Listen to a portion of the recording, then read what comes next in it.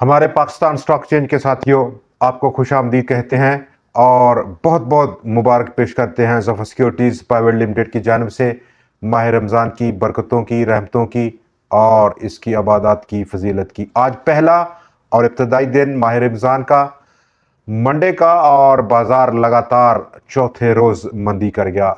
ये लगातार चौथे रोज़ की मंदी दूसरी बार हमने देखी सितंबर 2024 के बाद से।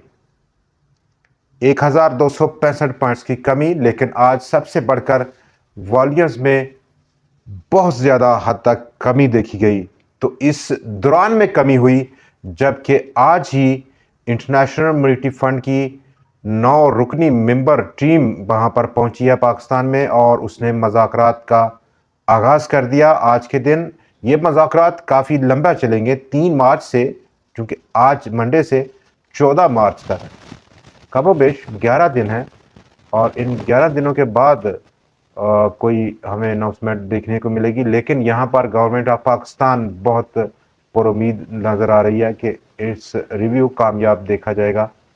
कंज्यूमर प्राइस इंडेक्स का जो डाटा है फरवरी का, वो 2% से भी आसपास देखने को मिल सकता है, जो कि बहुत बड़ा पॉजिटिव साइन है पाकिस्तान स्टॉक एक्सचेंज के मोस्टली सेक्टर्स के लिए। स्टेट बैंक ऑफ पाकिस्तान का monetary policy, upcoming monetary policy 10 मार्च को अनाउंस करेगा इस कंज्यूमर प्राइस इंडेक्स डाटे के बाद। तो ये तमाम पॉजिटिव न्यूज़ थी जिसका आज कोई इफेक्ट नहीं देखा गया। नेशनल बैंक ऑफ पाकिस्तान 7 साल के बाद 8 रुपए का कैश कंपनी ने पे किया। हालांकि कंपनी की अर्निंग्स, प्रॉफिट आफ्टर टैक्स में कमी देखी गई है। 26 अरब रुपया profit after tax annual company ने गेन किया 2024 के लिए, जबकि 2023 में जो प्रॉफिट आफ्टर टैक्स कंपनी ने गेन किया था वो ऑलमोस्ट 53 बिलियन रुपए का था। 50% प्रॉफिट आफ्टर टैक्स में कमी हुई। 8-7 साल के बाद पे आउट का सिलसिला जारी रहा। 86 रुपये इंट्राडे, इतना बड़ा हाई लेवल स्टॉक ने हिट किया। वॉल्यूम्स में आज लीडर रहा, पूरी बाजार का वॉल्यूम आज लीड किया उसने 2 करोड़ 38 लाख शेयर्स के काम के साथ। लेकिन जो क्लोजिंग है स्टॉक की वो इतनी अच्छी नहीं हो पाई, 83 रुपये से बहुत नीचे बंद हुआ। फिर वक्त स्टॉक में नई पोजीशन लेना, अनलेस के स्टॉक 83 रुपये की रेजिस्टेंस से नीचे ट्रेड हो रहा है, बहुत ज़्यादा रिस्की है। दूसरे नंबर पर डाटे के कम होना, क्या हम इस पर बात करते हैं, लेकिन क्या बैंक हॉलीडे आज वजह बना इतने कम वॉल्यूम्स की? रमज़ान फैक्ट है या नंबर 3 जो जियो पॉलिटिकल अनसर्टनिटी है वो एक बड़ा उसका मेजर रोल है आज की डिक्लाइन में? तो सर्टनली यहाँ पर मंडे फैक्टर काफ़ी ज़्यादा अहमियत इख्तियार कर गया है। ओवर द वीकेंड न्यूज़ का फ्लो बहुत ज़्यादा नेगेटिव रहा, पार्टिकुलरली जियो पोलिटिकल अनसर्टनिटी की हवाले से। Bank holiday, Ramzan effect, definitely उसका इफेक्ट है वॉल्यूम में, उसको कम करने में, चूँकि शॉर्ट पीरियड ऑफ टाइमिंग है ट्रेडिंग की। लेकिन इसी असना में जो जियो पॉलिटिक्स है उसका बड़ा आज का रोल है। 1,13,090 पॉइंट्स की वो सपोर्ट भी आज टूटी, बाजार पहुंचा 1,11,986 पॉइंट्स की सतह पर। अगला पॉसिबल सपोर्ट लेवल 1,11,347 रुपए की 47 पॉइंट्स की सतह पर देखा जा सकता है बाजार में।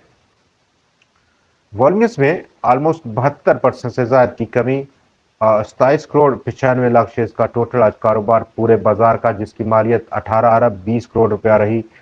फ्राइडे को ऑलमोस्ट 1 अरब शेयर का ट्रेडिंग वॉल्यूम देखे थे, जिसकी मालियत 44 अरब रुपए थी with in 100x। 23 crore shares के मुकाबले में आज वो कम होकर 10.8 करोड़ शेयर्स पर मुहित रहा। बहुत वॉल्यूम में करेक्शन देखी गई। 437 शेयर्स में आज ट्रेड हुआ।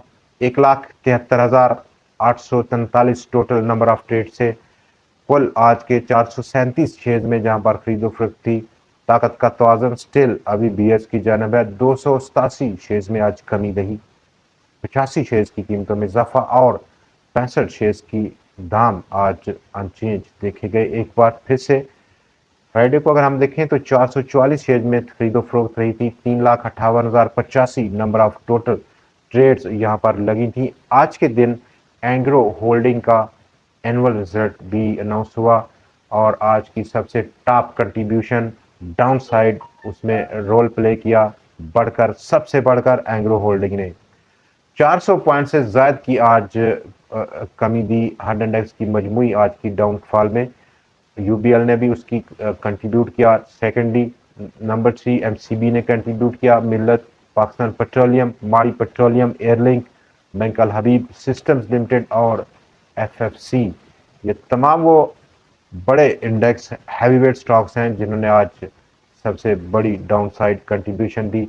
एंग्रो होल्डिंग का रिजल्ट आज देखा गया जहां पर प्रॉफिट आफ्टर टैक्स में almost year on year basis पर 17% का इजाफा था।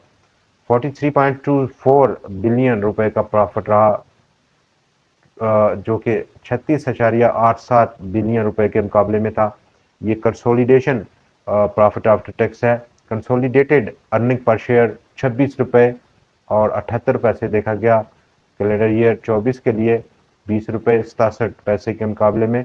और एक बार फिर से कंपनी ने दोहराया अपना जून 2024 का वो स्टेटमेंट जहां पर उस स्टेटमेंट की रूह से अब जो एडिशनल शेयर्स हैं एंग्रो कॉरपोरेशन के, उनको छोड़कर जो एसेट्स हैं और जो लाइबिलिटीज़ हैं दाऊद हरकुलिस की, वो कन्वर्ट हो जाएंगी टुवर्ड्स डीएच पार्टनर्स लिमिटेड को।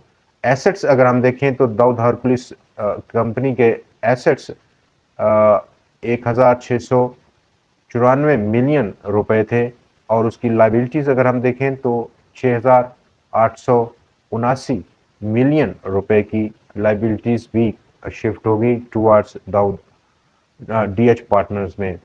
तो बेसिकली एक इसका negative effect as per Engro holding पर नहीं बहुत ज़्यादा, क्योंकि एंग्रो होल्डिंग में एसेट भी जहां पर उनको विदड्रा किया गया दाऊद हरकुलिस के, और इसके साथ साथ जो लाइबिलिटीज़ हैं उनको भी शिफ्ट कर दिया गया तो दाऊद डीएच पार्टनर्स में। नेशनल बैंक का रिजल्ट और उसके बाद इमेज पाकिस्तान प्लान कर रहा है अब रियल एस्टेट इन्वेस्टमेंट ट्रस्ट के लिए, और रियल एस्टेट इन्वेस्टमेंट ट्रस्ट जो इशू करेगा इमेज पाकिस्तान, वो ऑलमोस्ट 92 मिलियन शेयर्स को ऑफर करने का प्लान रखता है जिनकी वैल्यू ऑलमोस्ट 10 रुपये पर शेयर की होगी।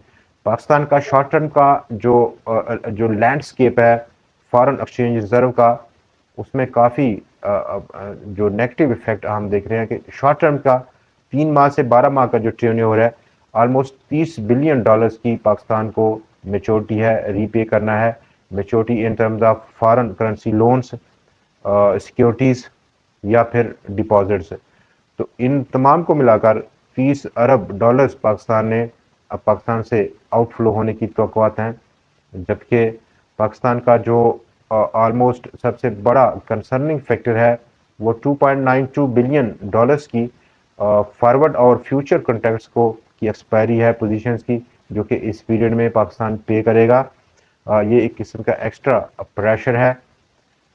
26.19 billion dollars Pakistan principal amount repay करेगा इस शॉर्ट टर्म पीरियड में, यानी कि 3 से 12 माह की टेन्योर में, जबकि 3.65 बिलियन डॉलर्स की इंटरेस्ट पेमेंट भी पाकिस्तान पे करने का मजाज है इस पीरियड के लिए।